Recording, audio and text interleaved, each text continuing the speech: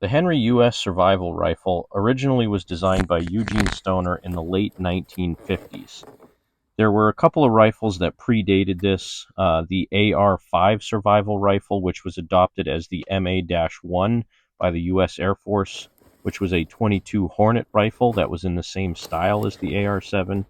Even before that, you had the M4 Survival Rifle and the M6 Survival Rifle, which was an over-under 22 Hornet and 410 shotgun shell. Now, the AR-7 never actually saw use by the United States military forces. However, it was adapted and modified by the Israeli Air Force as an aircrew special weapon in the 1980s. Of course, all of this, if you believe Wikipedia.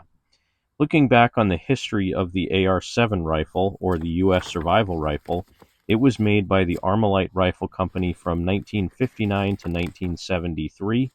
It was made from 1973 up until 1990 by Charter Arms, from 1990 to 1997 by Survival Arms, from 1998 to 2004 by AR-7 Industries, and from 1997 to present by Henry. While Charter Arms produced these, they also had another version that was in a pistol format, and this one they had to make the additional modification of putting the barrel alignment lug on the bottom of the receiver instead of the top, so you could not easily convert the AR-7 or the Survival US rifle into a pistol because that would be illegal. Now, I've gone back and watched tons and tons of videos on these things throughout the years, and by all accounts that I've seen, all of the original Armalite rifles, the Charter Arms ones, the Survival Arms, and the AR-7 Industries rifles all suffered from reliability issues, a lot of which actually had to do with the magazines and how they were designed and that they were kind of weak.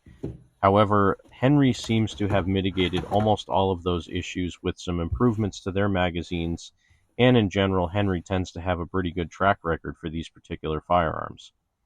So what you're looking at here is a plastic molded buttstock, and this does have a lot of airspace in it. It has a cap that goes on the end of it, but I will say these caps are really kind of chintzy. They're made out of a really thin plastic, and if there's anything that I've seen on these that I've been really disappointed with when I first got it, it was this butt cap. In all the pictures that I've seen and all the videos that I've seen of these, I always thought this had like a really nice snug rubber butt cap on it, but realistically it's just a thinly molded plastic that has a tiny rib around the outside, and these are supposed to keep the rifle watertight. And I did say that in my previous video where I was comparing this to the Chiappa Little Badger and the 1022 Takedown, I did say that this is a watertight stock. It should be mostly watertight. It was designed to float, and while it may not be 100% watertight all the time, we are going to put it to the test to see how watertight this thing really is. So this rifle kind of reminds me of those survival style knives where you have a screw-on compass on the end of the stock, and when you take off the compass you have like a match and some fishing line and stuff like that jammed down in the handle. These are designed that all of the components fit down inside of the stock, and you have the full receiver here, your magazines, and the barrel all disassembled. The instructions do say when you take these things out to make sure that the charging handle does not fall out. As you can see here, if you just push back a little bit on the bolt and pull out on the handle, you can take the handle right out of the receiver. And it's designed that way to be able to take this apart and clean it, but if you're not careful, you could lose that thing. That charging handle is designed to collapse down to the flush height of the side of the receiver to store it, and you pull it out to charge it. The safety is mounted on the side of the receiver near the rear, and it's not really the most typical design that you would have, but it does work. On the back of the receiver here, you can see you have two different size apertures for your rear sight. If you loosen that screw up, you can slide it up and down for elevation adjustment, and if you spin that thing around, you can go from the larger aperture to the smaller one.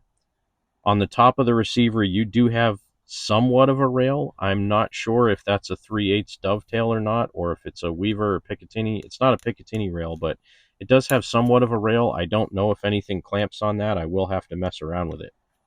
The receiver itself feels to have some type of a plastic coating on it, and I knew they do put a lot of protectant on there to keep it from getting corroded. On the top of the receiver there, you have a notch where the barrel aligns in it. And on the bottom of the receiver, you have a threaded hole, and that's what actually connects up to the stock via this thumb screw. So if we slide the receiver into the top of the stock and nestle it down in there, you're able to spin that thumb screw, which attaches the stock firmly to the receiver. And this is pretty easy to do. In the old literature for Charter Arms, when they were talking about these survival rifles, they boasted that you could build this thing and put it together in about 45 seconds. And that's what I've seen in all the testing I've done. It's really simple to screw that receiver on there, slide the barrel down into the alignment notch, tighten down that nut, and then put your magazine in there. So really, from taking this thing out of your backpack and putting it together completely, putting the barrel on, the receiver on, and putting a magazine in it, you're ready to rock and roll in about 45 seconds, and boy oh boy, you have 8 rounds of 22 long rifle at your disposal. Now, again, I mentioned that the reliability on these was mostly due to the old magazines having a poor feeding ramp. The magazines, the feed ramp is actually built into the magazine, not the receiver, and if that gets damaged, you can have issues. So Henry beefed that up a little bit. They also have this spring-loaded wire that goes down the side of the magazine that keeps the rounds in alignment before they load into the chamber, and that is supposed to help reliability as well. So this particular version that I have, I just picked it up. It's a new manufacturer. The barrel on it even feels to be coated in plastic. And we talked about the rear sight earlier. The front sight on this is kind of a dovetail sight that slides into the front of the barrel. It is a pretty cheesy plastic, and the sight picture on this thing is not terrific because you have that small peep sight in the rear and that big wide flat plastic blade in the front. And the offset of the receiver in the stock is, kind of odd because it's off to one side of the barrel. It does have a thick pistol grip in the stock. So the ergonomics are a little bit weird on it, but I am pretty confident that this is going to be a reliable gun and a lot of fun to shoot. And then taking it down, you just drop the magazine, you make sure that the receiver is clear, and then you can start unscrewing your barrel, taking it out of that notch. And, again, the process, 40 to 45 seconds to break this down. It's about the same assembly time and disassembly time. Once you have the barrel off, you can loosen up that thumb screw, take the receiver out of the top of the stock that you have, and then everything can get put back in the buttstock. When Charter Arms marketed these, they had some pretty good claims. They claimed that it was the only take-apart rifle of its time. They claimed that it would float whether it was assembled or disassembled, and they also claimed that it would only take about 45 seconds to assemble and disassemble. So I've already proven that this thing can be assembled and disassembled in 45 seconds. What I haven't proved yet is the ability for this gun to float. So I'm going to take some liberty here and fill up my bathtub and throw my Henry in the tub. Well, here we go. I'm putting my money where my mouth was. Now, the literature says that this thing floats, but it does not say that it's watertight. So I did put a buttload of CLP all over the receiver and the barrel before I throw it in my bathtub. Well, I guess it floats.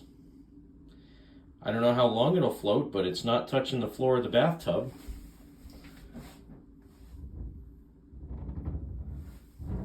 I guess it's kind of touching the floor.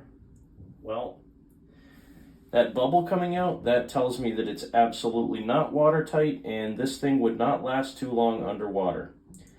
So before I completely submerge the internals of this gun in water, I'm going to take it out.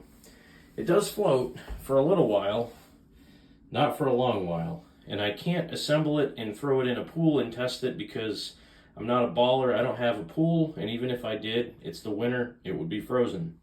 Now this is the real test, how much water is in it. The answer is quite a bit. Let's open it up and see if I can even get it open because now it's all oily and wet. There you go. Let's see how much water is in there. Well, I guess, yeah, quite a bit. So,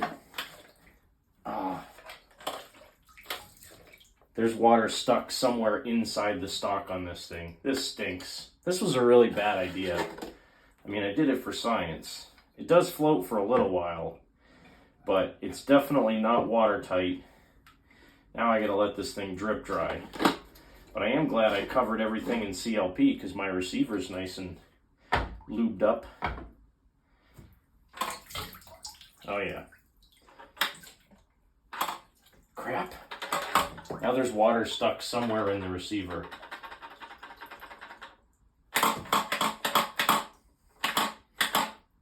Well, it floats for a little while, but it's definitely not watertight.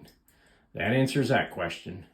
Now, to be fair, Henry never says in their literature that this gun is watertight or that it floats. I think the carryover idea of this thing floating is, again, going back to the old original AR-7, which was an aluminum frame that had foam inserted in it, and going back to the old Charter Arms days, the stocks on those were more watertight than this one. This is actually like a molded two-piece stock, and you can tell with those seams running up and down this thing that there are means of egress for water. So really not fair for me to throw this thing inside water and expect it to float for very long.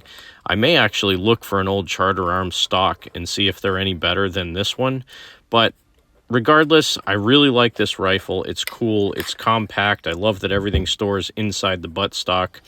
I'm hoping that it's going to be a very reliable firearm. I do have to do some range testing side by side with my Chiappa Little Badger and my 1022 Takedown to try to figure out which one of these is the most accurate for a survival style environment. I think this one will do well based on the videos I've seen, but you never know. Every gun is a little bit different. I could have one that's a lemon, or I could have one that's a gem.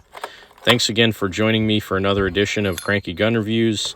Thanks for sticking through this far in the video. Have a great day. God bless America. Support your 2A rights. Get out there and shoot. And you remember, if someone asks you to give up some of your freedom for the greater good, remind them that freedom is the greater good.